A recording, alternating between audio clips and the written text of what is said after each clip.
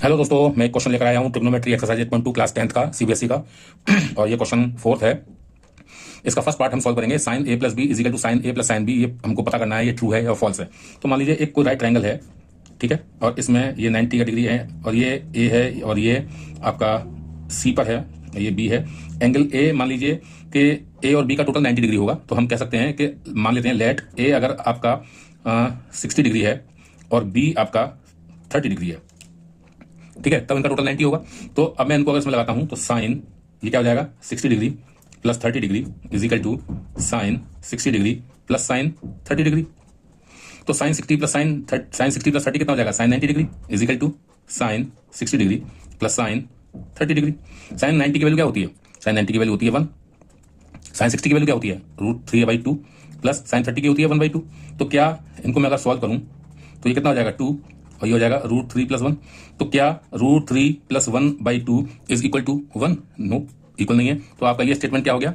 False statement है पहला। इसी तरह से सेकंड पार्ट को करते हैं कि इसने कहा है कि साइन थीटा की वैल्यू बढ़ती जाएगी जैसे जैसे थीटा की वैल्यू बढ़ाएंगे हम।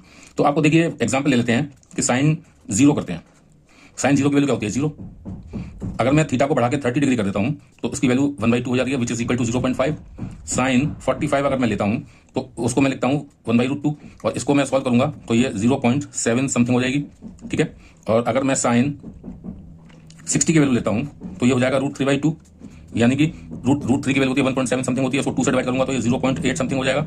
और साइन 90 की वैल्यू आपको पता है 1 होती है। तो आप देख रहे हैं 0 से 0.5 हुआ, फिर 0.7 हुआ, फिर 0.8 हुआ और फिर एक्जैक्टली 1 हो गया। तो इसका मतलब जैसे जैसे हम 0 थीटा की वैल्यू बढ़ा रहे हैं उसकी वैल्यू बढ़ती आ रही है। तो ये स्टेटमेंट आपका ट्रू है। इस थर्ड पार्ट में कहा है the value of cos theta increases as theta increases. तो थीटा की वैल्यू बढ़ती जाएगी जैसे जैसे हम बढ़ाएंगे वैसे वैसे कॉस थीटा की वैल्यू भी बढ़ती जाएगी, ये क्वेश्चन में कहा है। तो हम चेक कर लेते हैं कि आपको पता है कॉस 0 डिग्री, कॉस 0 पे वैल्यू होती है 1।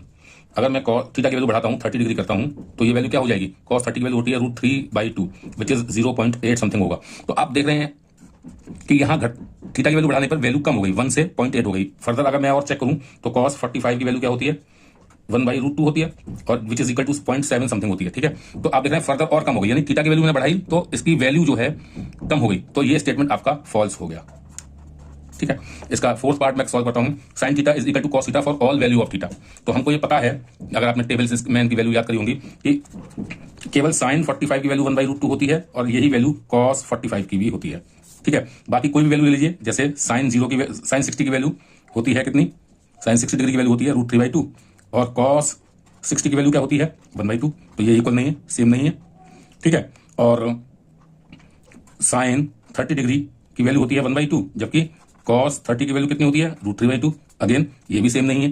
तो जब हर थीटा की हर वैल्यू पर साइन और कॉस की वैल्यू सेम नहीं होती सिवाय एक के, साइन 45 और कॉस 45 की वैल्यू सेम होती है। तो ये स्टेटमेंट आपका क्या हुआ? फॉल्स स्टेटमेंट है कि थीटा की सारी वैल्यूज के लिए साइन और कॉस थीटा की वैल्यू सेम नहीं होगी। मिलता हूं नई वीडियो में नई प्रॉब्लम के साथ।